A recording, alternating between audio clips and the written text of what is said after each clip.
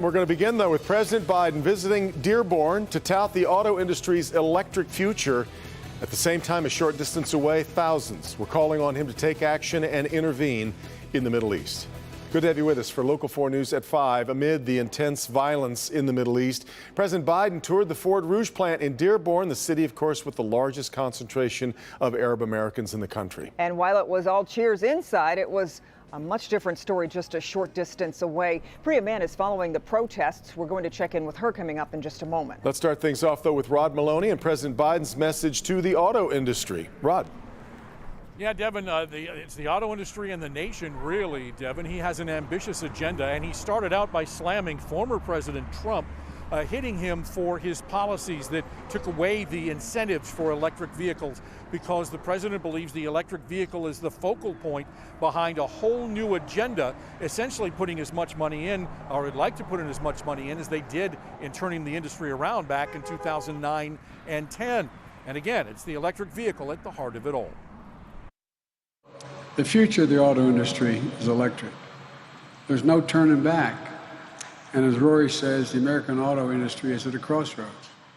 And the real question is whether we'll lead or we'll fall behind in the race to the future, or whether we'll build these vehicles and the batteries that go in them here in the United States or rely on other countries. The president came to the Dearborn truck plant to see the new Lightning Electric F-150, which Ford's going to unveil tomorrow, and he pointed to America's best-selling vehicle to make the case that the government incentivize electric vehicle production and provide the needed charging stations.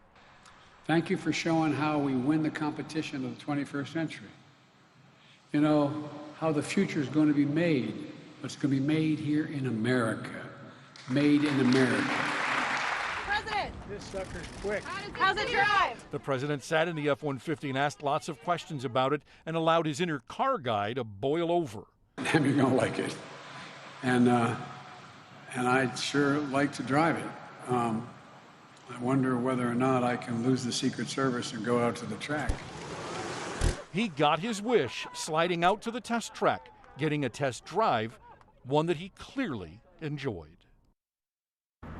Yeah, the track is just in the back of the property here over by the Henry Ford, and he certainly had a good time doing this.